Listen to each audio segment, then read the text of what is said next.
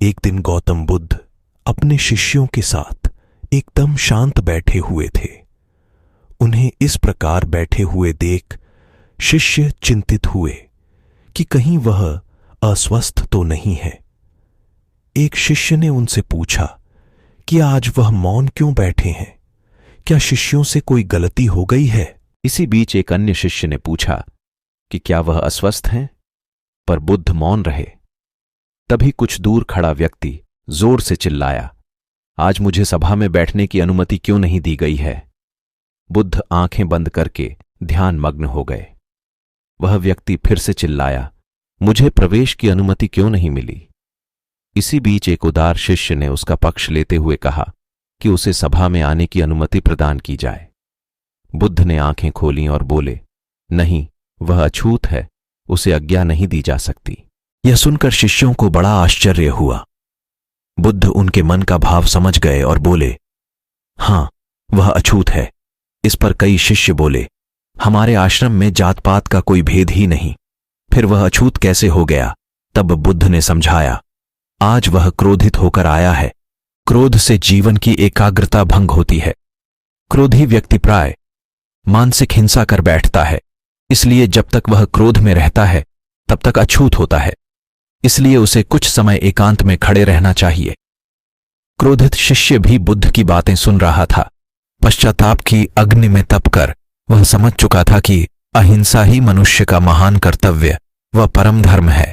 वह बुद्ध के चरणों में गिर पड़ा और कभी क्रोध न करने का प्रण लिया। शिक्षा आशय यह है कि क्रोध के कारण व्यक्ति अनर्थ कर बैठता है और पश्चाताप उसे बाद में होता है, जिसका कोई लाभ नहीं मिलता। इसलिए हमें क्रोध नहीं करना चाहिए। असल मायने में क्रोधित व्यक्ति अछूत हो जाता है और उसे अकेला छोड़ देना चाहिए। क्रोध करने से तन, मन और धन तीनों की हानि होती है। क्रोध से ज्यादा हानिकारक कोई और वस्तु नहीं है। एक बार एक आदमी महात्मा बुद्ध के पास पहुंचा। उसने पूछा, प्रभु, मुझे ये जीवन क्यों मिला? इतनी बड़ी दुनिया में मेरी क्या कीमत है? बुद्ध मुस्कुरा दिए और उस आदमी को एक चमकीला पत्थर देते हुए बोले कि जाओ, पहले इसका मूल्य पता करके आओ, लेकिन इसे बेचना मत, केवल मूल्य पता करना। वो आदमी सबसे पहले उस पत्थर को लेकर एक आम वाले के पास गया और उसे पत्थर दिखाते हुए बोला, इसकी कीमत क्या होगी? आम वाला पत्थर को देखते ही समझ गया कि ये कोई बेशकीमती पत्थर लगता है। फिर भी वह बनावटी आवाज में बोला कि मैं इसके बदले में 10 आम दे सकता हूं। आदमी वहां से चला गया और एक सब्जी वाले के पास पहुंचा, जिसने कहा कि मैं इसके बदले 1 बोरी आलू दे सकता हूं। अब उस आदमी को यह मालूम पड़ चुका था कि यह पत्थर वाकई में कीमती है, और फिर वो उसे लेकर एक हीरे के व्यापारी के पास पहुंचा। व्यापारी पत्थर को देखकर अचंभित रह गया।